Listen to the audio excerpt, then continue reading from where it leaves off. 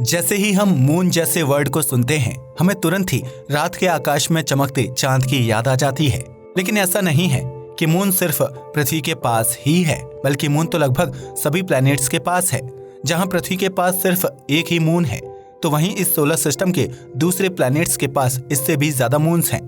कुछ के पास तो 50 से भी ज्यादा मून्स हैं। सोचिए, यदि किसी प्लैनेट्स के पास 83 मून्स हों, तो रात के आसमान में वहां का नजारा कैसा होता होगा। सोचकर ही आंखों के सामने एक नया और रोमांचकारी सीन क्रिएट हो जाता है। भले ही ऐसे आकाश का ख्याल आते ही दिल बाग बाग हो जाता हो, जहां रात के समय में 50 से भी ज्यादा मून्स चमक रही हों।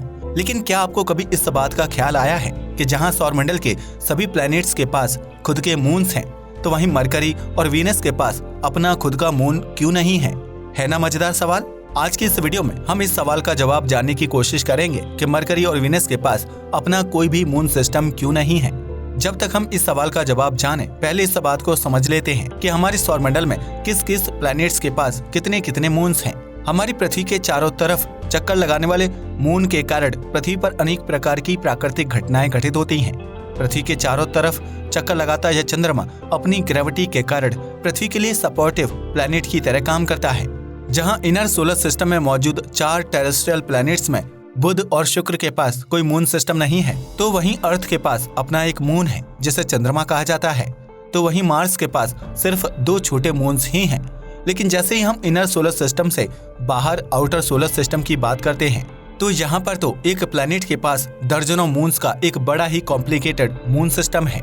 शुरुआती सोलर सिस्टम में जैसे जैसे इन प्लैनेट्स का जन्म हुआ और इनकी ग्रेविटी फोर्स ने काम करना शुरू किया, वैसे वैसे इन्होंने अपनी मून सिस्टम को क्रिएट करना शुरू कर दिया था। जहां मरकरी और वीनस के पास कोई मून नहीं है, तो वहीं मार्स के पास सिर्फ 2 ही मून्स हैं। लेकिन जैसे जैसे सूरज से प्लैनेट्स की दूरी बढ़ती जाती है, वैसे वैसे प्लैनेट्स के मून्स की संख्या बढ़ने लगती है। हमारे सौरमंडल के सबसे बड़े प्लैनेट जुपिटर के पास 57 मून्स तो ऐसे हैं जो कंफर्म्ड हैं, लेकिन जुपिटर के प्रोविजनल मून्स की संख्या 23 है।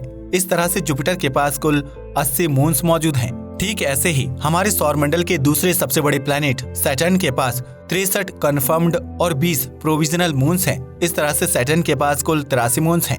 यूरेनस के पास कुल 27 मून्स और नेपट्यून के पास कुल 14 मून्स हैं। अभी हमारे सौरमंडल में प्लैनेट्स के चारों तरफ चक्कर लगाने वाले मून्स की खोज जारी है। ऐसा नहीं है कि प्लैनेट्स के पास ही अपना खुद का मून सिस्टम है। एस्ट्रोनॉमर्स के अनुसार हमारे सौरमंडल में मौजूद डॉर्फ प्लैनेट्स के पास भी मून्स हैं। प्लूटो के पास 5 मून्स, एरिस के पास 1, हाउमिया के पास 2, माकी के पास 1 ही मून है। इस तरह से हमारे सोलर सिस्टम में कुल 214 मून्स हैं। लेकिन ये स्थायी नंबर नहीं है, बल्कि आने वाले समय में इनकी संख्या बदल सकती है। हमारे सोलर सिस्टम में जब प्लैनेट्स ही नहीं बल्कि डॉर्फ प्लैनेट्स के पास भी मून है, तो फिर वही सवाल खड़ा होता है कि आखिर इस सोलर सिस्टम में मरकरी और वीनस ने किसी का क्या बिगाड़ा था जो उनके पास कोई मून नहीं है। किसी भी ऑब्जेक्ट के चारों तरफ चक्कर लगाने वाले ऑब्जेक्ट्स यानी मून्स का जन्म कैसे होता है। जब हम मून के जन्म की थ्योरी को समझ लेंगे, तो हमें बड़ी ही आसानी से ये बात समझ में आ जाएगी कि क्यों मरकरी और वीनस के पास मून नहीं है। मून ने हजारों सालों से मानव को काफी मोहित किया है। मानव ने मून्स कैसे बने, इस सवाल का जवाब ढूंढने की कोशिश लगातार की है और आज भी कर रहा है। एस्ट्रोनॉमर्स ने अलग अलग समय पर मून के जन्म की अलग अलग थ्योरी दी है, लेकिन वैज्ञानिक सिर्फ 5 थ्योरीज को मान्यता देते हैं। लेकिन सबसे मजेदार बात तो ये है कि भले ही एस्ट्रोनॉमर्स मून्स के बर्थ से रिलेटेड 5 थ्योरीज को मान्यता देते हों, लेकिन उनका मानना ये है कि वे अभी तक इस सवाल का जवाब ढूंढ ही नहीं पाए कि किसी भी प्लैनेट्स के मून्स का जन्म कैसे होता है। जब हमारा सौरमंडल अपनी प्रारंभिक अवस्था में था, उस समय हमारे सौरमंडल में काफी उथल पुथल मची हुई थी। कुछ नए प्लैनेट्स जन्म ले रहे थे, तो वहीं पुराने प्लैनेट्स दूसरे प्लैनेट्स से टकराकर खत्म हो रहे थे। ऐसी स्थिति में जिंदा वही बचा जिसका आकार बड़ा था, और उस आकार के कारण उसमें एक पावरफुल ग्रेविटी काम कर रही थी। उस उथल पुथल के दौर का हवाला देते हुए कुछ एस्ट्रोनॉमर्स का मानना है कि हो सकता है कि हमारे सौरमंडल में मौजूद प्लैनेट्स के मून्स का जन्म ब्रह्मांड में किसी और जगह हुआ हो, लेकिन प्लैनेट्स की पावरफुल ग्रेविटी ने उन्हें अपने ऑर्बिटल में खींच लिया हो, और उसके बाद वह ऑब्जेक्ट उस प्लैनेट की पावरफुल ग्रेविटी को तोड़कर दूर नहीं जा पाया होगा और उसी प्लैनेट्स के चारों तरफ चक्कर लगाने लगा हो। इस थ्योरी को कैप्चर करना कहते हैं। यह थ्योरी हमारे सौरमंडल के सभी प्लैनेट्स पर अप्लाई नहीं होती, क्योंकि वैज्ञानिकों को इस तरह के सबूत सिर्फ मार्स के चारों तरफ चक्कर लगाने वाले 2 छोटे छोटे मून्स फोबोस और डीमोस के रूप में ही मिलते हैं। वैज्ञानिकों का मानना है कि मार्स की पावरफुल ग्रेविटी ने अपनी ऑर्बिट में 2 एस्टेरॉइड्स को खींच लिया होगा और इसके बाद वह मार्स की ग्रेविटी से बाहर नहीं जा पाया और मार्स के चारों तरफ चक्कर लगाने लगा। लेकिन जब वैज्ञानिक पृथ्वी के मून की केमिकल कंपोजिशन को एनालिसिस करते हैं तो उन्हें दोनों के ही केमिकल कंपोजिशन में काफी हद तक समानताएं मिलती हैं, जिससे ये तो बिल्कुल भी नहीं माना जा सकता है कि पृथ्वी ने हमारे सौरमंडल में कहीं से किसी ऑब्जेक्ट को अपने मून के लिए कैप्चर किया होगा। हमारे मून का जन्म कैसे हुआ? इस सवाल का जवाब देते हुए चार्ल्स डार्विन के बेटे जॉर्ज ने कहा कि हो सकता है कि शुरुआती सौरमंडल में जब पृथ्वी अपनी पिघली हुई अवस्था में थी, उस समय हो सकता है कि पृथ्वी इतनी तेजी से घूम रही हो कि मून को बनाने वाला मटेरियल इस स्पीड को सहन नहीं कर पाया हो और इस कारण से वह पृथ्वी से अलग होकर पृथ्वी के चारों तरफ चक्कर लगाने लगा हो। इस थ्योरी को फिशन कहते हैं। शुरुआत में वैज्ञानिकों का यही मानना था कि पृथ्वी इतनी तेजी से घूम ही नहीं सकती कि उससे चट्टान का एक टुकड़ा पृथ्वी से अलग होकर इस सौरमंडल में पृथ्वी के चारों तरफ चक्कर लगाने लगा हो।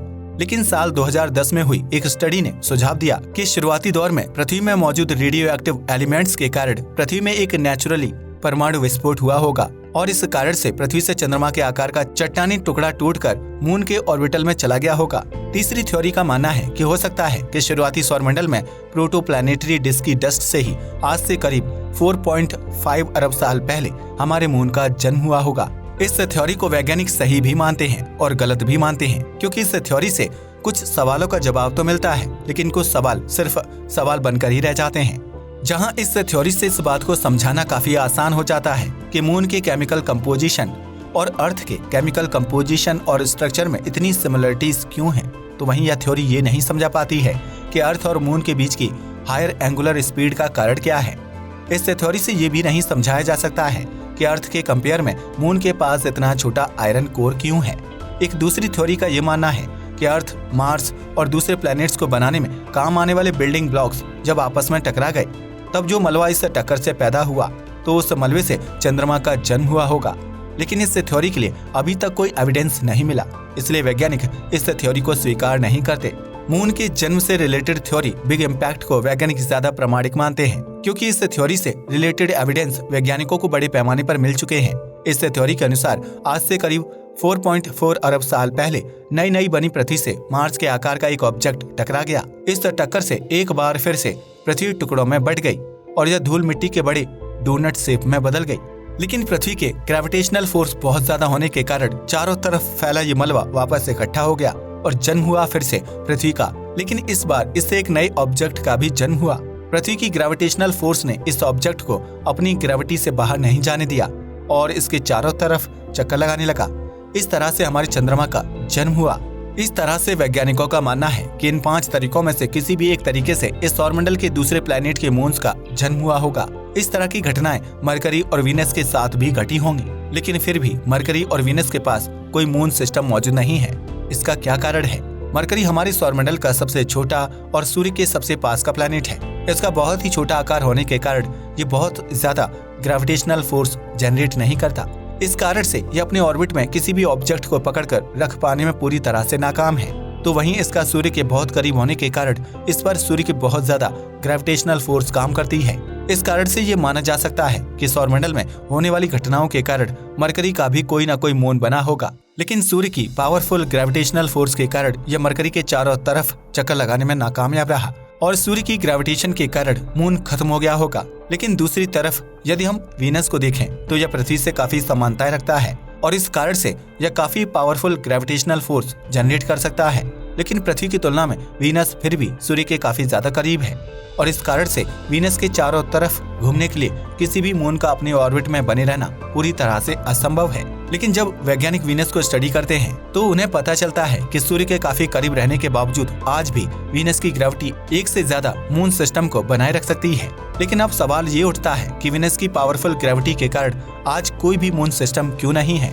इस सवाल का जवाब देते हुए वैज्ञानिक कहते हैं कि हो सकता है कि वीनस भी शुरुआती सौरमंडल में होने वाली उथल पुथल से गुजरा होगा। इस कारण से शुरुआती सौरमंडल में वीनस के पास बहुत से मून्स मौजूद रहे होंगे, क्योंकि शुरुआती सौरमंडल में सैकड़ों की संख्या में प्लैनेट्स का जन्म हुआ होगा। लेकिन बाद में होने वाली उथल पुथल और टकराव के कारण सौरमंडल में मौजूद सभी प्लैनेट्स आपस में टकराकर खत्म हो गए और इसी कारण से आज हमारे सौरमंडल में सिर्फ 8 ही प्लैनेट्स बचे हैं। ऐसे ही किसी टक्कर ने वीनस के मून को खत्म कर दिया होगा। ऐसे ही दूसरी तरफ कुछ वैज्ञानिकों का मानना है कि शुरुआती दौर की उथल पुथल में शुक्र के साथ विशालकाय टक्करों की 2 घटनाएं घटित हुई थीं। एक टक्कर की घटना ने वीनस के मून को जन्म दिया। इस टक्कर से बने मून ने वीनस के चारों तरफ चक्कर लगाना शुरू कर दिया, लेकिन यह मून वीनस के अपोजिट डायरेक्शन में चक्कर लगाने लगा, जिसके कारण वीनस अपनी रोटेशन को बदलकर एकदम अपोजिट डायरेक्शन में रोटेट करने लगा। इस कारण वीनस की रोटेशन एनर्जी धीरे धीरे इसके मून को ट्रांसफर होने लगी, जिसके कारण यह धीरे धीरे इससे दूर चला गया। ठीक यही प्रोसेस पृथ्वी और इसके चंद्रमा के साथ भी होती है, जिसके कारण अर्थ की रोटेशन धीरे धीरे स्लो हो जाती है और इस कारण से मून धीरे धीरे पृथ्वी से दूर जाने लगता है। लेकिन दूसरी तरफ यदि कोई प्लैनेट्स अपने मून के अपोजिट रोटेट करने लगता है तो इससे प्लैनेट अपनी रोटेशन एनर्जी को इसके मून को ट्रांसफर नहीं कर पाता है, बल्कि इससे प्लैनेट अपने मून की ही ऑर्बिटल एनर्जी को ऑब्जर्व करने लगता है, जिसके कारण प्लैनेट का मून धीरे धीरे प्लैनेट की तरफ बढ़ने लगता है और अंत में यह अपने प्लैनेट के बहुत ज्यादा पास में आ जाता है, जिससे प्लैनेट की ग्रेविटेशन फोर्स इसे तेजी से अपनी तरफ खींच लेती है और इससे मून अपने ही प्लैनेट में समा जाता है।